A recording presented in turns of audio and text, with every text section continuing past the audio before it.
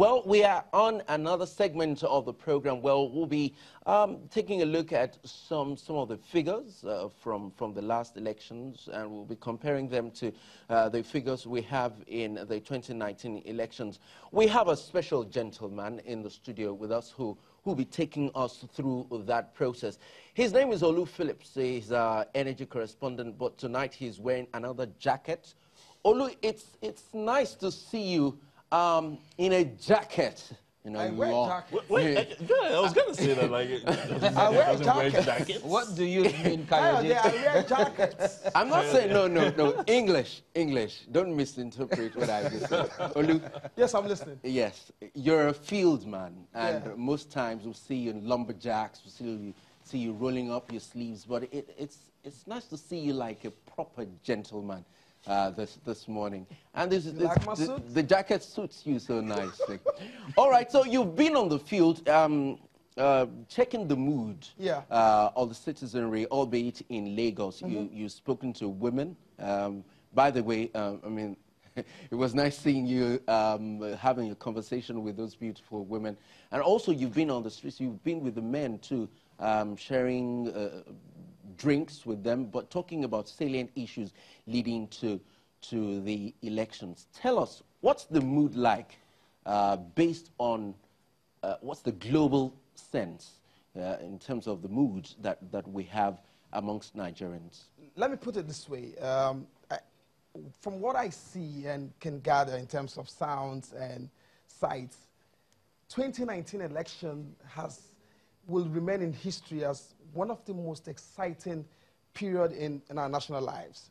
So that, for instance, before I got into the studio, I was checking through my phones and a few friends were tweeting stuff at me and they said, listen, if you guys are in that studio hoping to announce that this thing will not hold, we are awake. So interestingly, I mean, Nigeria has a way and a great sense of humor.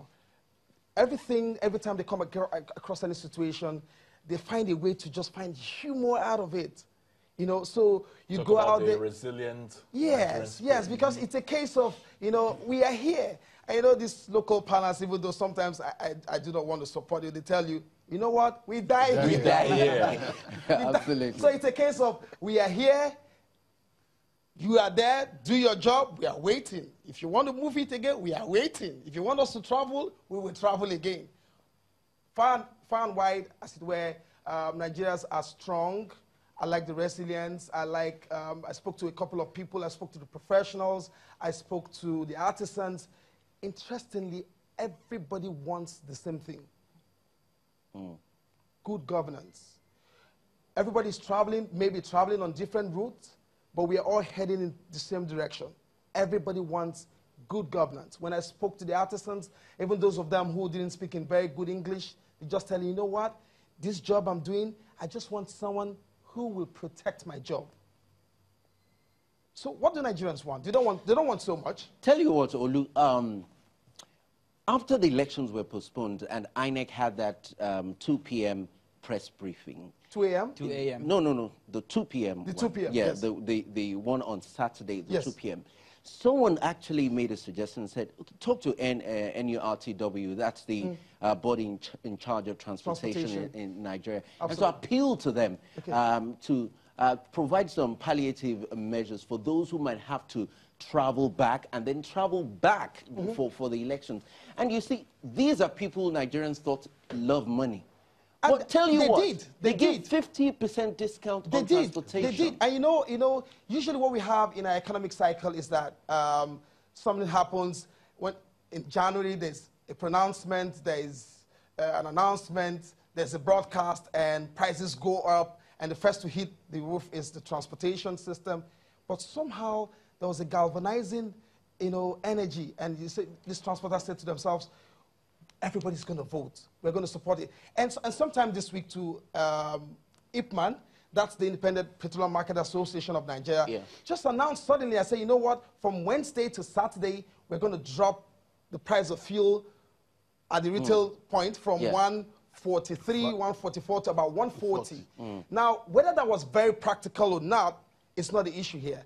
it shows you that Nigerians are trying to say, you know, we're all going to do this together. The gesture of yes, so there has to be some unity. Yeah. Yes. Unlike, for instance, if you tell back to 2013, 2014, when there was this oscillation in oil price in terms of pump price, you move it to 187, 75, 85, and it was a case of we have stocks, so what's going to happen? Who's going to pay for the differential? Nobody had that kind of argument now. When IPMAN announced that its members, over 3,000 of them across the country, should reduce the prices of fuel to 140, they did. And I mean, that shows that everybody, so if you're buying, if you're supposed to buy like 20 liters before, you can get maybe 30 liters and move around, travel a little more and all of that. Earlier today, I even was on the street. Yesterday. I went to the street. Early yesterday. Early yesterday. Yes. Late yesterday. Late yesterday. Late yesterday. Thank you. I was on the street and I decided to go to a very busy place in Lagos, Anujele, when I said to them, let me even see what's going on here. Those are the tough areas in Lagos, and I was like, I need to find out if there's apathy setting in or these guys are really ready to vote, and if the 1 week postponement didn't do anything in terms of damage. I don't know if the producers are ready. If that story is ready, I would like to share that story before I go into my details here. I think we can. It is ready. Definitely. It is ready. So okay, we should be able to see that right about now. Can we see that? Uncle GT, also watch. Let's see. You guys are doing a fantastic job over there in the studios. But while you're in the cozy environment and the amphitheater of Channels Television in the cozy environment, I've taken time to come out on the street and see what the people are saying up here on the street. Remember, today was declared a work-free day. Yet the vibes we get from here doesn't really suggest that people made a lot of travel. And I've brought together some people who shared with me earlier the enthusiasm about voting. And I'm going to go straight right away to talk to them on the expectations for tomorrow's elections. INEC says they are ready, and let's see how much ready the people are. Sir, how ready are you about tomorrow? We are much ready and full of expectation, because that is what Nigeria has been yearning for over the years. So Nigeria is much ready. And what they are so much emphasizing is on a free and fair election. Everybody is ready to accept a verdict that will produce the real candidate that Nigeria crave and want. So, looking at last week when the elections were shifted, even though INEC told us we were very ready about the elections, and eventually sometime in midnight of that Saturday morning, the elections were postponed. Do you have confidence that these very elections, you won't be asleep when you hear again that it's been postponed? Do you think INEC will keep to its words about these elections holding? Of course, the first one has been shifted, and it inconvenienced a lot of people. And now Nigeria being a big nation, and a nation that's supposed to be reputable and full of honor, they don't have to, postpone the election again, because it will bring mockery to the nation. It will bring mockery, and it will demoralize the people who want to vote. The more, it will affect the number that will turn out, even if they said that this is the social time that the election will hold. So there will be no need to reschedule the election. Everybody is now full to take up the election. Let me ask you, do you have your PVC? I have my PVC, yes.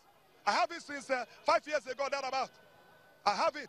And you're ready to go? I am ready to go. I'm ready.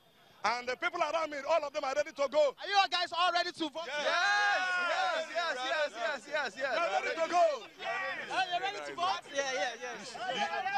No, Okay, you know what? So you're ready to vote? We are ready, yes. Okay, so what if in a situation, for instance, we have seen, initially we saw deployment of military men around and all of that. You don't think, will that discourage you from approaching the polling booths tomorrow? In as much as the military man did not come very close to the voting centers. If they're on the street, no problem. But if they come to the polling booth, they will disturb people. People were afraid of them, and they will run. Somebody who is a civilian and somebody who is armed cannot be the same. And there must be that fear. We must have to tell ourselves the truth. And it may go for somebody's advantage. So we don't want it. We want a free and fair election. What constitutes a free and fair elections for these people, you can hear the voice very loud and clear, is for the security men and operatives to do their job. But again, can you maintain a safe distance so that you don't create voter apathy, so that you don't create chaos or stampede or fear in the hearts of the people, like they have expressed, as you've heard it. They want to vote.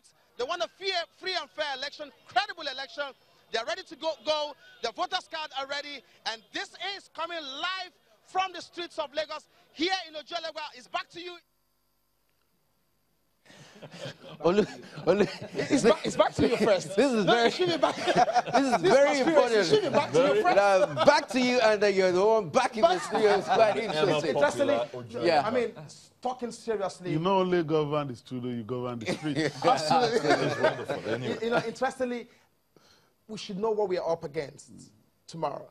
We need to keep reminding people that, for instance, one seat, presidential seat, 73 candidates up for one seat. And that's across the country. And if you recall, we have over 90 political parties. And we'll soon go into that in a bit in terms of how people are going to be voting.